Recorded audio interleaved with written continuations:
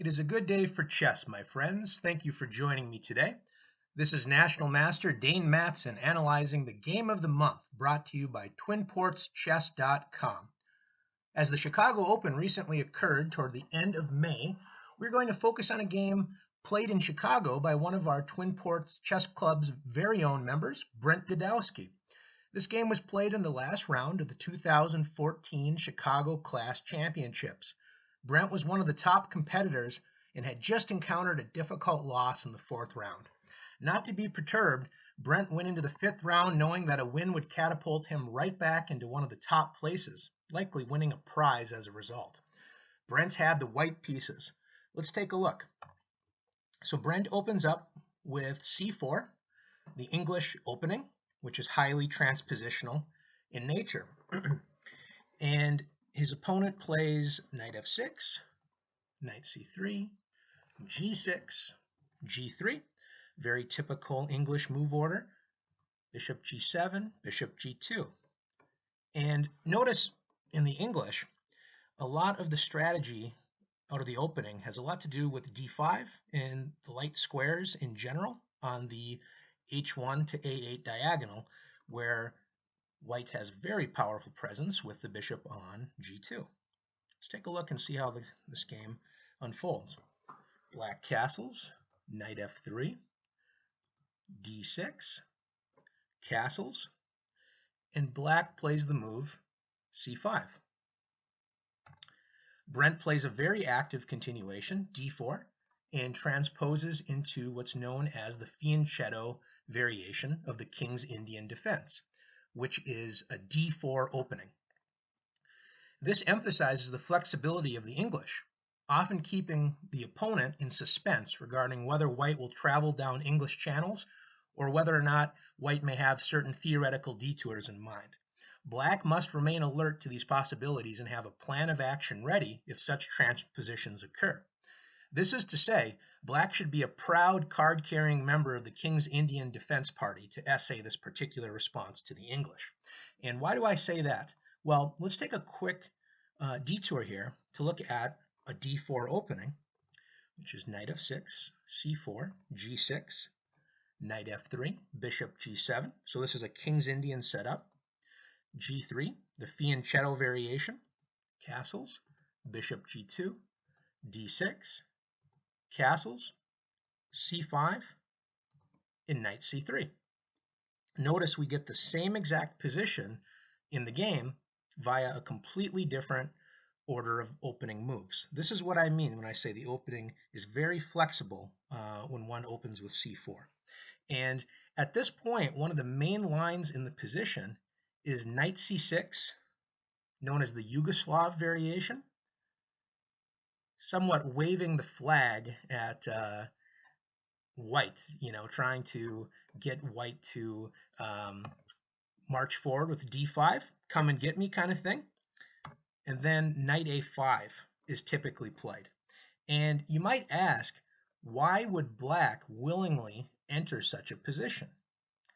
After all, doesn't the knight appear rather misplaced on a5? Well, this is true, but it's also important to emphasize Bobby Fischer's quote, "In order to get squares, one must give squares." And the idea here is that Black's central pawns point toward the queen side. So if we look at something like this, we can imagine this pawn chain being a finger, almost pointing and directing us where we should play on the board, meaning let's point toward the queen side. I wouldn't take this advice in an absolute sense, but it's a good general consideration. Where your pawns point in the center often orient us to where we should be playing in the game. And basically, Black's idea is to play something like a6, rook b8, and b5, and expand on the queen side. And notice the knight controls key squares on the side of the board where we plan on attacking as Black. In particular, notice the c4 square. And this is a very theoretical opening, so I will save such a discussion for opening manuals perhaps, but just something to be aware of, that this would have been a mainline continuation of the King's Indian defense. So quickly recycling the moves to reorient ourselves to the game at hand. After d4, black decides to play c takes d4, and I sense this move is not a sound strategic decision. Prior to making any potential exchange, we must ask ourselves, what do we gain by making this exchange, and what does my opponent gain as a result of the exchange? Once we identify these factors, weighing the pluses and minuses, we need to evaluate which side benefited more from the exchange. In this case, I would say white has benefited a lot more than black. And the reason I state this is after knight takes d4, black now has a difficult task ahead, as it is difficult to mobilize his queenside. Notice the strength of the bishop on g2. Again, slicing through the diagonal h1 to a8. And because of the exchange, with the knight previously being on f3 and now going to d4, it opens the scope for this bishop on g2 to kind of wreak havoc here on the queen side. So I think c takes d4 was not the best move from a strategic standpoint because it helped improve and mobilize white's pieces at the expense of black trying to find now a difficult way to develop his pieces. And black played a6, and here Brent decides to play the move bishop g5. It's a very sensible developing move, but I would argue an alternative is worth considering here, which would be the move b3. And b3 is a sensible developmental route for the bishop, either going to b2 or a3, depending on how black reacts. In addition to its positive implications, the move within itself passes the onus upon black to make a decision how to deploy his pieces. And again, we can appreciate it's not very easy. Knight c6 is currently out of the question because it would simply drop a pawn to knight takes c6. And notice bringing out our bishop, let's say we maybe dream to bring it to g4 or somewhere on that diagonal. Well, that drops a pawn and attacks the rook as well. So we can definitely appreciate black's struggles to develop here. And one game, Viganian Saruhan, 1980, Baden-Baden, continued e6, queen d2, queen c7, and now notice rook d1, focusing on the target created by the decision to play e7 to e6, rook d8, and bishop a3. And white enjoyed a comfortable advantage and ended up winning this game. So that's something I encourage you to take a look at on the databases if you're so interested. And that would have been an alternative to what Brent played. That being said, nothing terrible with bishop g5.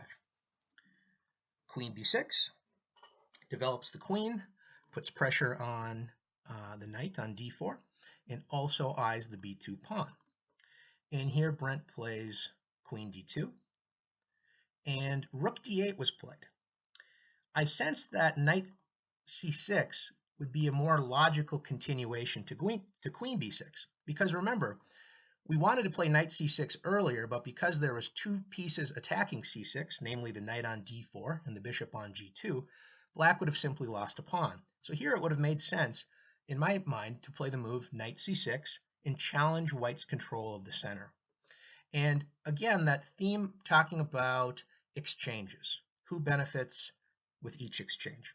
In this particular case, I would recommend white avoid the exchange with a move like knight b3. And the idea is that white enjoys greater space and black has to continue to juggle his pieces to find a functional arrangement. You know, there's not really a harmonious sense of development here for black. So as an example, if the bishops develop to e6, now white can jump forward with knight d5 and enjoy a comfortable space advantage. So this would be a position that I think white should be happy with, and black is probably still a little bit wrong-footed and not entirely comfortable with the resulting position. So that being said, after rook d8, Brent makes a decision here that I think was based upon doubling the pawns on the f-file for black. And what I mean by that is I think Brent sensed if I play bishop takes f6 and my opponent recaptures with bishop takes f6, I have the move knight d5, which then forks the queen and the bishop on f6. However, once we put the position on the board and translate what we saw in our mind's eye to the physical board, we now realize, unfortunately, the queen can capture the knight, therefore making bishop f6 not that effective. So as a result, I would recommend the idea of maintaining the tension and playing a move like rook c1. We're going to possibly just centralize our rooks and not hurry. Just enjoy our space advantage and, again, allow black to kind of juggle with his positional woes. So that being said, bishop f6 I would say is a minor concession, but Brent then responds in a very fine way as he plays e3. He supports his well-centralized knight and puts the question again to black, how are you going to proceed? And after e6, we have to decide all of our minor pieces are developed. Our queen is now moved to the second rank, therefore allowing communication between our rooks. We're now faced with the question, which rook? And when I analyze games with my students and they ask me, Dane, which rook should I move? My answer invariably is the other one. In other words, it always seems to be the case that the rook we choose is the wrong one. Obviously an exaggeration, but something to keep in mind. It's not an easy decision which rook to place where. Now, in this case, rook f to c1, I do slightly disagree with this deployment. I believe that moving the queen's rook to c1 allows the king rook, say after knight c6, to move to d1. And white's position appears more comfortable to play, often an advantage within itself. White maintains the centralized tension and allows black to blink first. I think this is a very solid, enjoyable position for white. Again, not giving black any easy decisions to make here. And after rook f c1, the biggest question when we ask which rook is to then answer, well, where is this rook going? So I guess possibly it could go to b1, so it's not necessarily too bad of a decision, but I do prefer rook a to c1 over the text. And after knight c6, we return to our discussion about exchanges and who benefits the most from an exchange. And again, a position where white seems to have more space. We have the c4 pawn on the fourth rank, controlling squares on our opponent's side of the board. And meanwhile, black's pawn structure is rather huddled here on the third rank. So we do enjoy a space advantage, not to mention this very nice English bishop cutting through the light squares. So therefore, I would say, in general, when you have a space advantage, maintain the tension. Don't trade pieces unless you have a very concrete reason to do so. And in this case, the knight goes to e2, not simply to run away, but rather using the quote of General George Patton, "I am not retreating, I am simply advancing in another direction." And in this case, I foresee the knight advancing in another direction to the f4 square, where it enjoys great control of d5 and starts eyeing squares around black's kingside. And excuse me a minute, we're just running a little bit too fast there with my cursor. Okay, so in this type of position, it's quite possible that black would play a move like queen b4. And in this case, black attacks the c4 pawn. And I think this is one of the most essential thinking techniques to work on in chess. And that's basically falsifying our opponent's threat. In other words, is black really threatening to take our pawn on c4? It's a very important question to ask. And by asking this question, we may find a very, very rewarding answer that will allow us to find a strong continuation. If we sense that c4 is the crisis square and we focus on that square to the exclusion of the other 63 squares, we will often misinterpret the needs of the position and engage in reactionary chess thinking. So in essence, the thought is he is attacking my c4 pawn, so I must defend this threat. However, Once we abandon our sense of must and can't imperatives from our chess thinking, the door opens to a greater appreciation of the overall position. So remember, I said I wanted the knight to go to f4. So one question to visualize, and I'll pause for a minute, is if I play the move knight f4, is my opponent really going to take my pawn on c4? Take a moment and think about that. Okay, after knight f4, if queen takes c4, notice we've created an alignment. Our rook is x-raying the queen on c4. So all we need to do is move our own piece, which is the knight, on c3.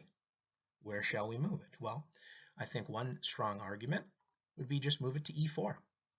And in this case, we discover an attack on the queen and simultaneously threaten the bishop, which is not guarded by any black piece. So again, the idea of falsifying our opponent's threat, not panicking, and also avoiding chess tunnel vision. We have one square being attacked, but don't worry, there's 63 other squares. Let's consider the whole board before determining whether or not we need to react.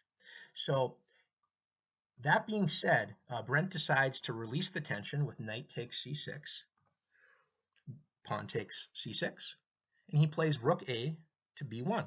Very sensible move. And black here plays the move e5. And before we look at the text, d5 strikes me as being a more sensible idea. First of all, we have a rook on d8, which is now x-raying the queen, like so. And d5 grabs important space in the center, as well as limits the scope of the g2 English bishop. I think this is a good move, but I think it's a move where white now has an opportunity to play a very strong move. And what I mean by that is, again, we need to falsify our opponent's threat. Is black really going to take on c4, and should I really worry about that? It's something to spend some time to think about, so feel free to pause the video and think about whether or not d takes c4 is a serious threat, and also to think about, if this threat isn't serious, what is something that white wants to accomplish? Why did white play the move rook b1? Well, b4 is definitely what Brent was having in mind here. Let's play towards our strengths. Let's advance our pawns on the queen side.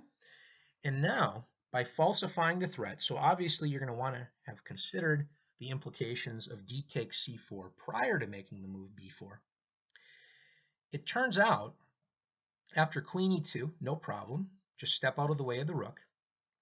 The smoke clears, and c4 is actually a chronic weakness for black, and our bishop now resumes its rock star status on the light squares, putting a lot of pressure on c6, the space left behind from the pawn making the decision to capture on c4.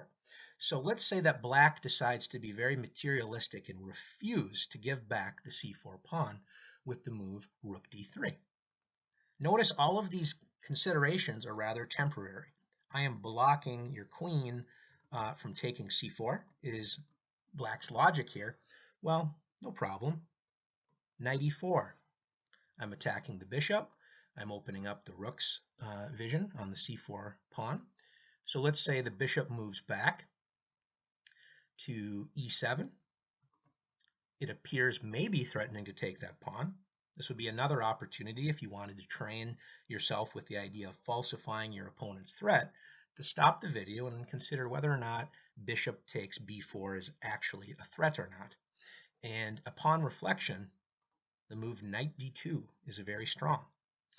We're ready to capture the c4 pawn, attack the queen, and by attacking the c4 pawn and removing it, we then remove the defender on d3. So I encourage you to independently analyze this position and come to your own conclusions, but I will certainly conclude white is to be favored, to say the least, in this position. So returning to the position, Brent's opponent did not play the move d5, but played e5. And in this position, Brent plays b4. Very good move. Playing to his strengths. He knows he's playing on the queen side. and therefore he advances his pawn structure in that way. Finally, on move 16, black accomplishes developing his last minor piece by playing bishop e6, and this is another great moment to falsify the threat. Is black really threatening to take c4? And I keep repeating this concept because it's so easy not to falsify the threat, not to be skeptical of your opponent's ideas, and then to react with a move like, queen e2 as an example, and that's not a productive idea. It may be necessary, but only after we consider whether or not it's a serious threat, and more importantly, do we have a stronger threat? So take a minute and try to predict what Brent plays here. Brent evaluates the position and decides, I don't believe bishop takes c4 is a sufficient threat, especially because I have a stronger threat. And Brent plays b5, a wonderful move. And notice that he transforms the pawn structure, which is spearheaded by the master of English strategy, the g2 bishop. He's ready to potentially capture here, reveal an attack on the queen. His bishop could also simply capture on c6 like so. This is a great looking position for white. And here black played rook a to c8, but it's important to note that rook a c8 was not the only move. He could have played a takes b5, and after c takes b5, putting pressure on the c6 pawn, let's say black plays d5, trying to prevent the light square torture by the g2 bishop. After b takes c6 and queen takes c6, notice again we have an alignment of the rook, knight, and enemy queen. So take a minute and think about the position and how you would proceed as white. Feel free to pause the video before continuing. So here, white has the very strong knight e4, revealing the attack on the queen and simultaneously threatening the bishop on f6. And if d takes e4, how should white proceed? Take your time, look at all the possible exchanges. And in this case, white can play a very forcing continuation, which is queen takes rook check. And after rook takes queen, white is in the driver's seat, up in exchange and doing extremely well. So notice that black's position is not easy to handle. So the decision to play rook a to c8 is quite understandable. And here Brent takes with the pawn, revealing an attack on the queen via the b8 or b1 rook, excuse me. Black steps out of the way, and Brent plays knight e4, centralizes his knight, attacks the unprotected f6 piece, and is doing quite well here, in fact. Now, notice he's revealing the tension between the queens, so he does allow an exchange of queens. And notice here, Brent is okay with that decision. He's currently up material, and black is not in a comfortable position at all. White has this advanced c6 pawn, and notice that the c4 pawn is restraining d6. So this is not a comfortable position at all from the perspective of black. So black tries to break free and protest the light square imprisonment here. Brent captures on d5, bishop takes, Brent trades, and decides to play the move knight e4. It's a very understandable move. However, what's very important is to take a survey of the position and ask yourself what matters most in the position. And in this particular case, we have a passed pawn on c6 that is very dangerous, and again, falsifying the threat.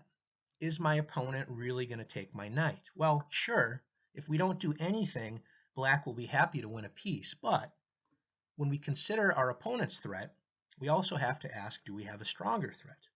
And in this case, I think Brent could have played the move c7. And the logic behind the move is that if black dares to take our knight on d2, we can now play the move rook b8. And Now black is in a world of hurt in this position.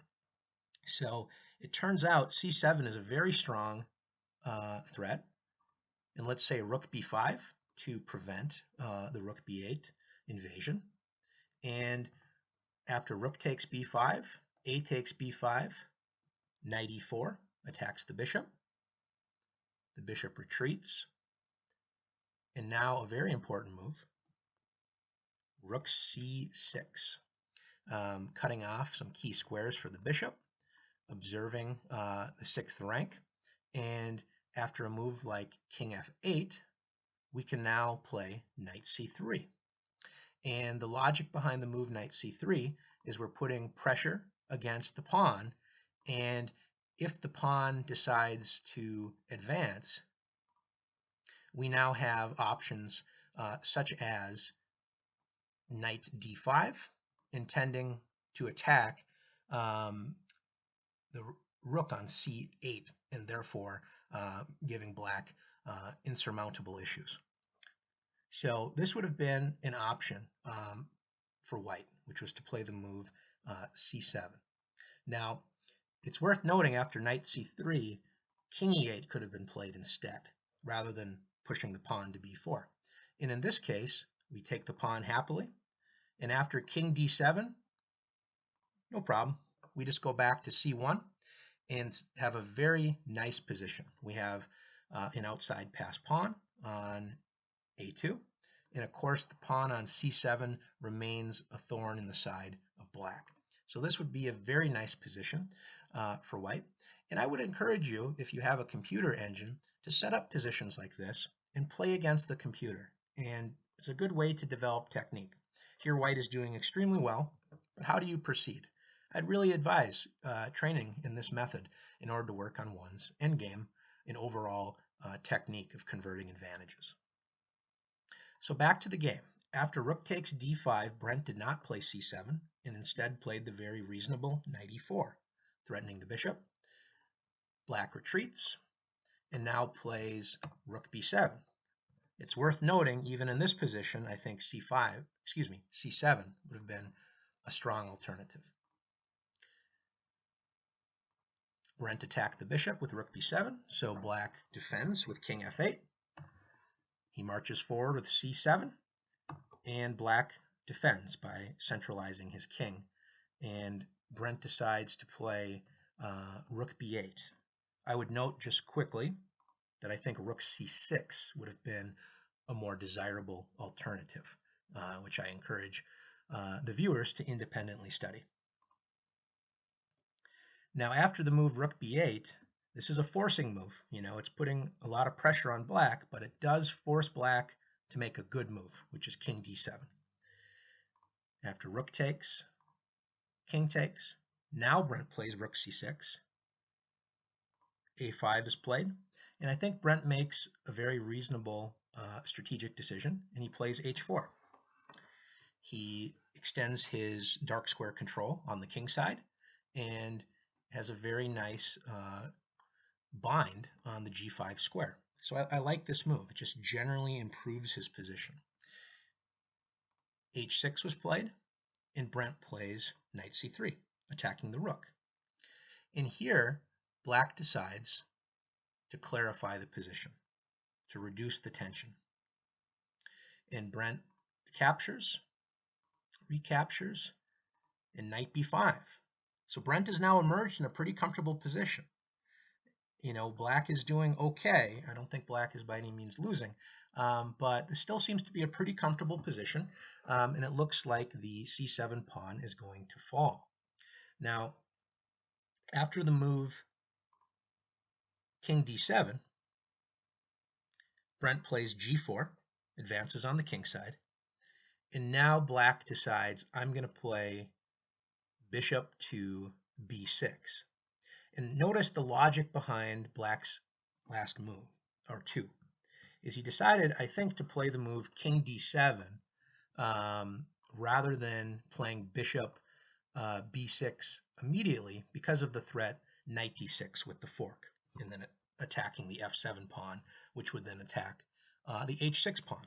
So important just to explain the logic of why king d7 was played. And after bishop b6, black is feeling very comfortable. He knows all he has to do is capture the pawn on c7, and he's going to feel rather happy. Now, this is a good time to again pause the video and think about what you would play here as white. White to move, how would you proceed? The bishop is about to take our pawn on c7, and it appears that black is out of the woods, in the clear, as it were. However, always train yourself to look at forcing moves, looking at checks, potential captures. And with white to move, upon analysis, I met Brent as well as another club member, Ryan Bennett, at a local coffee shop, and we were analyzing this game together. And our clubmate Ryan Bennett suggested a very fine move, which was c8 queen. And upon reflection, Brent called this the $400 move, meaning if he would have found this decisive continuation, he would have likely shared a prize. So this $400 move, as it were, is a very strong move because it forces the king to c8 and therefore removes its defense of the d6 square. So now Brent forks the king and the pawn on f7. The king must move. Knight takes pawn, and now we have a second fork. The knight attacking both h6 and e5. And this would have been a rather decisive continuation, such as e4, knight takes h6. So an unfortunate misfire, shall we say, or inability to recognize the key forcing move in the position. But that being said, the game continues. And chess is a game of many opportunities, as we shall see. So instead of c8 queen, white resigns to the fact that his pawn is going to be captured. Black captures the pawn, knight takes bishop, king takes bishop. And this is a key moment, as we've now entered a king and pawn ending. And Brent mentioned that there was plenty of time on the clock for both sides, at least an hour or so. And Brent mentioned that he kind of played this move in a sense of a kind of a knee-jerk reaction here, something that felt right, so he played it. And I would recommend in general, but especially in king and pawn endings, when in doubt, do not move a pawn unless you know for sure it's going to benefit you, because pawn moves are irreversible and can often be a significant decisive factor, in fact, regarding the outcome of a game. So in this position, Brent plays f4, and he mentioned he played it in haste. I would suggest centralizing your king. When in doubt, don't move a pawn in the end game, but when in doubt, centralize your king would be a general statement to consider. And in this position, if black now decides to impulsively throw a pawn up the board, now it's white who's in the driver's seat, because now we can play g takes f5, g takes f5, and then e4, blasting open our king's path to black's kingside pawns. So for example, if f4, simply king g4, ready to mop up on the king side. Or alternatively, if f takes e4, king takes e4, king d6, we can play the move king f5. And I encourage the audience to review this independently, but this is a winning king and pawn ending for white. Instead of king f3, and I suppose I should finish that line by mentioning, rather than quickly playing f5, black could play the move king d6, so that after king e4, king e6 is played, and this would result in a balanced endgame in which a draw would not be a surprising result. So that would have been a way for black to proceed safely, both sides centralizing their kings and then determining whether or not a pawn break would be advisable or not. So Brent decides to play f4, and his opponent quickly plays e4, and Brent exclaimed, "F4 was a mistake. He stole my square," with e4, meaning his king now is cut off from the most accessible route to centralization. So Brent plays king f2, king c6, king e2, king c5, king d2, king b4. So black marches toward the a2 pawn. King c2, king a3 was played, and Brent plays the move king b1. And in this case, after a4, this is another instructive endgame moment. When in doubt, don't push a pawn unless you are absolutely certain that it's going to favor you.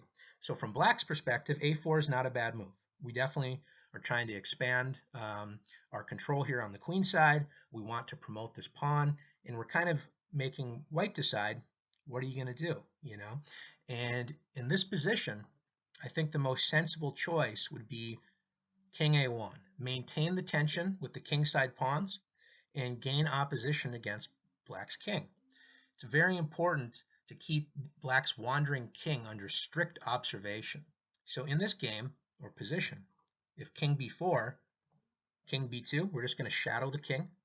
And if check is played, king c2, king c4, king d2, notice black cannot make progress in this position, and therefore this game would likely result in a draw. However, Brent played the move f5. So in this case, even though it feels like it's a very forward, active move, I also sense it's a mistake, because by advancing his f-pawn, therefore abandoning the defense from his e3 comrade, this now becomes a target for black's more active king, which can quite easily return to the center of the board.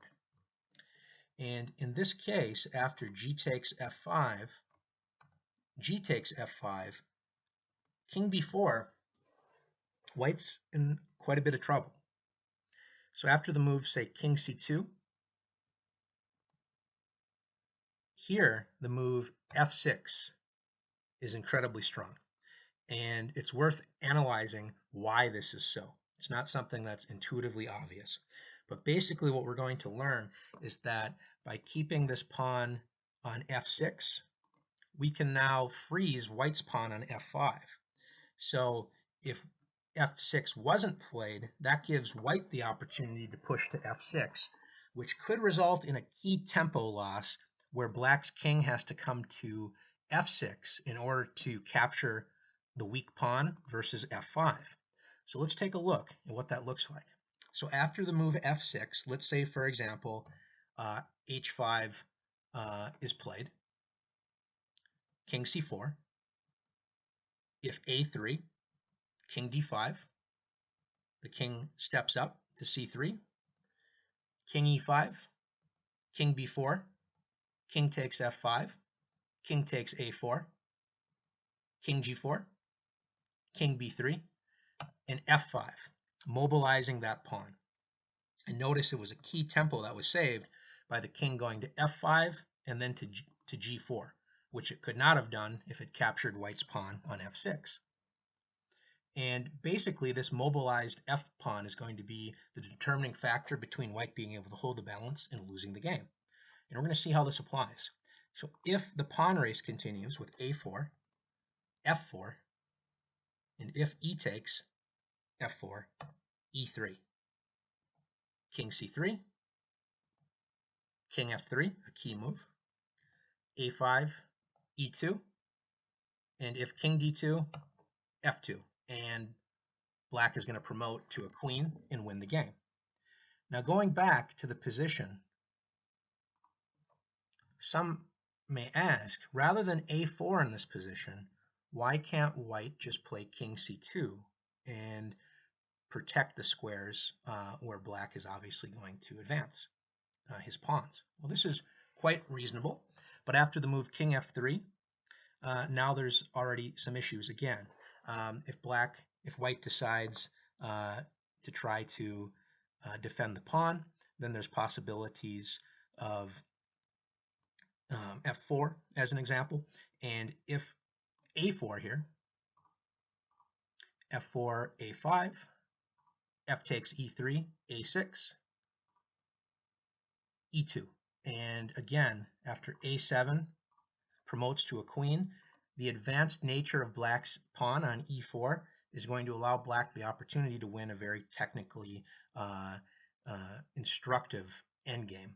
And I would encourage the readers to independently analyze these endgame positions I'm discussing, because we only have so much time, and I want to expose you to the basic ideas and then encourage independent study. Otherwise, this could be an ending in which we could spend another 2 hours looking at all of the intricate move orders. So rather than the move f6, king c4 was played by Black. And in this case, we're going to see Brent had an opportunity to hold the balance by playing the move f6. And this is why Black playing f6 was so important, because after king d5, king c3, king e5, king b4, king takes f6, king takes a4, king f5, we're going to get into that similar race again.